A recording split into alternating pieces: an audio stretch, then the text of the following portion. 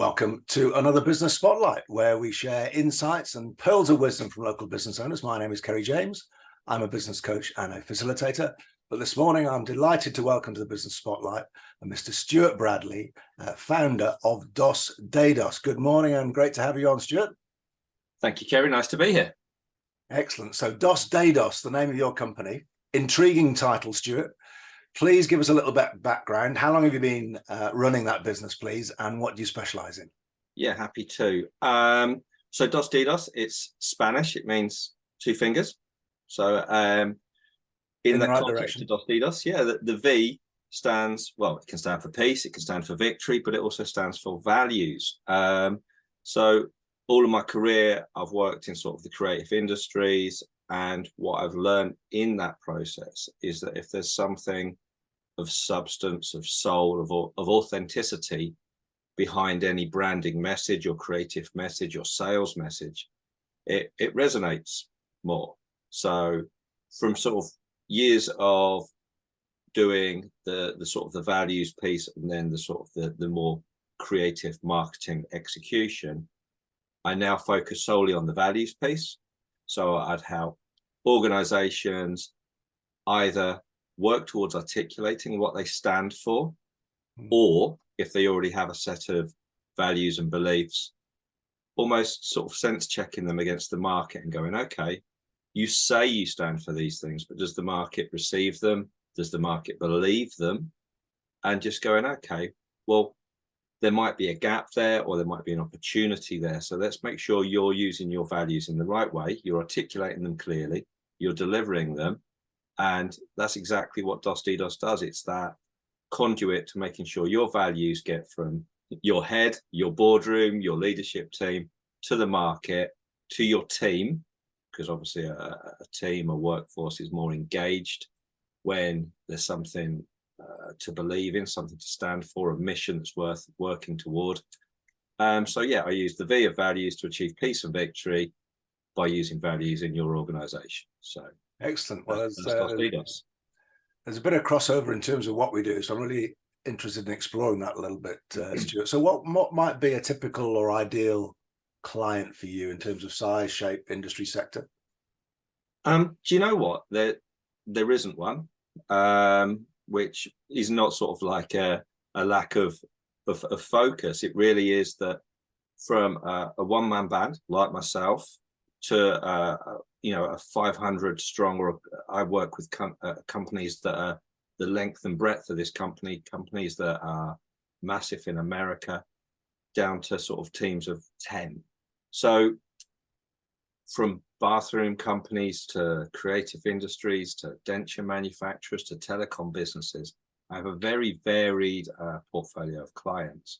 But it really boils down to that mindset of going, I know I stand for something, but I just need a little bit of help to either communicate that or get it out in a consumable form.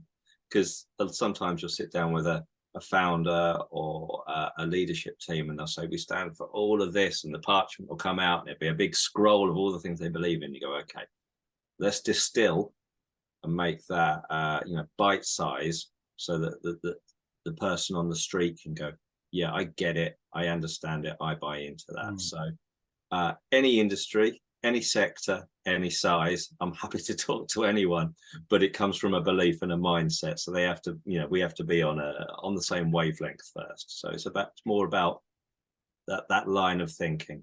Yes, that's interesting, because I talk to all of my clients about values, and some absolutely get it right up front, but others have a view of, it's not really relevant to the bottom line. We don't have any values is a very, very interesting phrase that I hear every now and again. And I guess maybe your answer to my question is, well, you choose not to work to these type of people. Well, what might you say to somebody that I don't really understand what values has got to do with business performance? How might you deal with that, Stuart? Yeah, it's a constant challenge, because a lot of people, like you said, they're just interested in the bottom line, and they're just interested in making money, which is great. We're obviously all in this for the transaction, like we need to live, we need to put bread and beer on the table, don't we? But to those people who are going, no, I just want to make money, I would say, okay, cool. Let's just say that, profit, financial reward is one of our values. If we're going to be that I don't know, clinical and surgical in our view of business and our transaction, let's just say that's what we are. You can so from the minute you engage with me, you know that I'm trying to make money, good profit in this relationship, and that's my key driver. And as long as you say that at the start, and you deliver against that, then you're authentic. I think I would never try and take someone that you said who was a naysayer and give them something that wasn't authentic to them, because then there's what I described earlier. There's a disconnect in what you say you do and what you actually do. So this idea of congruence between what you stand for and what you then actually deliver, they have to be in total alignment. So okay. And so you mentioned some environmental changes, team working, you mentioned. How have the recent environmental trends and dynamics affected your business and your industry, would you say, Stuart, with hybrid working, with the digital revolution, with inflation, interest rates, lockdown? How's that all impacted on your business and your industry, would you say? For me, it's been liberating. As on a personal level, always wanted to have a dog, but could never have a dog because I was always at work and always, like a long way away, 14-hour days, 16-hour days. It made that part impossible. So transitioning to hybrid working, and here I am at home, like I assume you are as well, able to go, right, well, I'm up early, I'm straight to work. Let's get the work done. And then after this, I'm going to take the dog for a nice walk. So that brilliant. Personal, this change of ethos has been brilliant. In actual terms of industry, again, it's been liberating because it's opened up. I'm doing more work with America now than I've ever done in my entire life. I've probably got 4 live clients in America at the moment. And that's just come from being able to do this, build personal relationships, even though it's through a video call, but it feels real. It's not like when we're all sat round do you remember the squawk box on the middle of the boardroom table and you're shouting into it and there's some lag and everyone can't hear. This actually feels like, we're neighbors talking over the fence. So yeah, the change in that aspect has been great. In terms of the economic climate, I had a great first year. So I started trading in 2020, 2021, yeah. But this last quarter has definitely been challenging in alignment with, sort of the global economic instability. But I'm hearing that feedback from everybody, so I'm not concerned. So I just know that keep doing the good things and it'll come around. But yeah, overall, I'm very happy with the change that we've globally had to the working arrangement. Okay, so you got some challenges from the environment. What about other challenges in terms of more specifically in relation to your business with respect to where you are now, where you're trying to get to? What would be your key current challenges, do you think, Stuart? The retainers is my driving force. I've, like I said earlier in the conversation, I've always worked in the creative industries, which is very much a project-driven area. So you get that kind of feast and famine, the peaks and the troughs in the cash flow, where you see that kind of soar edge. What I did in my previous business was move to a very much a retained relationship. So I'm always looking to build my retained customer base. And I think, and I think that's the challenge I'm referring to really, because I have had one really sizable retainer that's got, I need to just basically, put the drawbridge up and protect my castle for the time being. So the economic climate affecting people's appetite for long-term retained relationships is probably where my challenge is at the moment. And that's, having that, the consistency and the peace of mind that retained income brings is great for customer and supplier. So one of the phrases that springs to my mind that I use when talking about values to my clients is that values need to be lived, not just laminated. So does that retained that retained business come from the idea of it's actually quite challenging to really live values and really embed them into businesses? Oh, 100%. Yeah, it's like, yeah, you can't just put them on the wall with your nice vinyl and leave them there and expect the team to start engaging with them. When I talk about values, I talk about communicating them through every touch point. And that's not just, sort of pay slips or posters or videos or websites or intranets. It's about the leadership team having the skills to actually, pass them on. And I talk about it being like a positive energy. So the leadership team pass it to their team, to the people who report to them, who pass it to the customers. So you get this positive kinetic energy flowing through every transaction. That has to be coached. That doesn't just happen, because I've got my values laminated and put in the reception front wall, So you're right, it has to be lived, not laminated, and that takes coaching, planning, reacting, feedback, having kind of a live, you said we did, interaction with team members. So yeah, I would look ideally, after sort of articulating and distilling a set of values, to work with a company minimum of a year, ideally 2 to 3 years, with the leadership team, coaching them, bringing them on, making sure we've got metrics in place that are delivering ROI. So going back to your friend earlier, he said, how does it impact on the bottom line? I will show you that the soft actions of having a good value set in place will impact on increased retention, increased profit, less absenteeism, less illness or sickness at work, improved mental health, improved morale. And it's those kind of metrics that will feed down to a better bottom line. So yeah, I can have that the soft values conversation with the hard-nosed business person and go, yeah, I guarantee you ROI if you do it, if you live it and breathe it. Very good. So what about aspirations for your business moving forward, Stuart? Where do you see the business in 3 to 5 years' time, for example? In all truthfulness, Kerry, not that different from this. The one change, like I referred to earlier, is the stability in the retained relationships.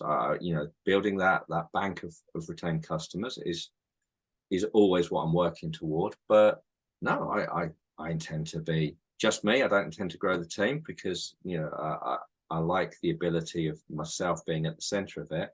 But then what I do is I have a great set of suppliers around me who I plug and play into any project. So I can scale, almost within a week to, having a very large delivery team with, sort of boots on ground, delivering assets, whether that's digital, print, video, to make sure that these values projects come to life and can resonate and be engaging in the workplace. But no, I don't see it much different. Like, I'm enjoying the work-life balance. Like I say, spending time with my dog, my family, getting to the gym.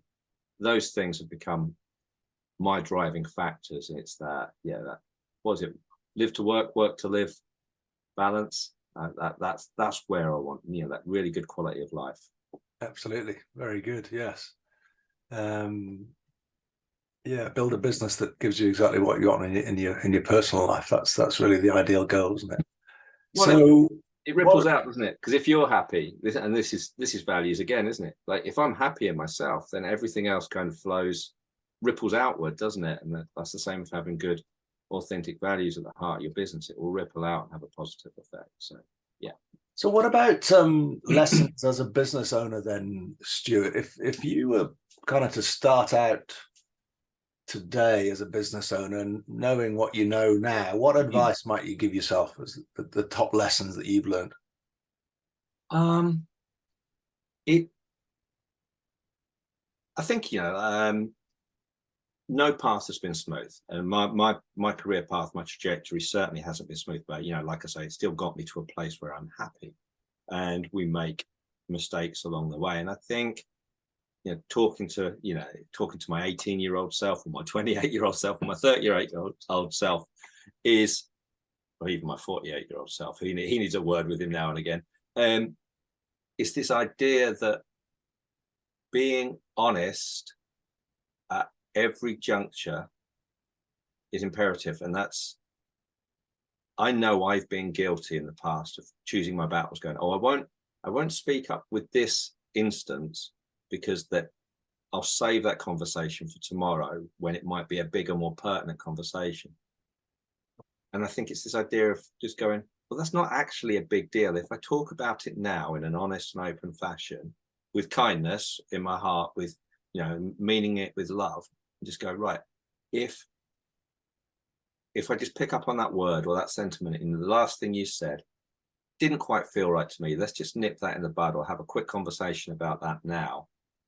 It would be about going, yeah, this idea of choosing your battles, I think, is a falsehood. I don't think there are battles. There are just sometimes conversations that are a little bit difficult to have.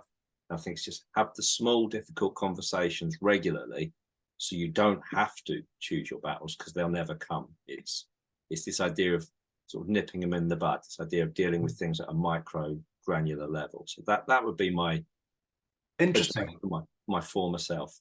Oh, interesting. Young self. We've done about 35 of these interviews so far, and nobody's come up with that type of answer. So in the moment, okay, take the opportunity, have the difficult conversations. Yeah, I love that. That's great. That's great. Well, it's been great to hear your story, Stuart. One final question, if I may. Yeah. If anybody is interested in picking up a conversation with you, what might be a sensible next step, do you think?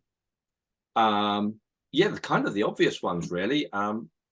Find me on LinkedIn, Stuart C. Bradley. Look for the website, which is dedos.net. There's a contact form on the website. You can obviously DM me through LinkedIn. I'm relatively active. I try to, it's that thing, I always want to be more active on LinkedIn, but I try my best. I always respond to messages. So please, yeah, if you want to find out more about values, about my journey, about my sort of approach to work, which I believe is quite unique, and the unique lessons I've learned along the way. Yeah, and I'm happy to always meet good people and have a coffee, and just find that common ground, and just always meet good people and have good, honest conversations. And I'm sure you promised to give everybody 2 fingers, of course. Only the peace and victory ones, Kerry. Excellent. Well, we'll add those links to the post with these videos in, Stuart. It's been a pleasure. Thanks very much for your time, your input, and all the very best with Dedos. Thank you very much, and thanks for the opportunity.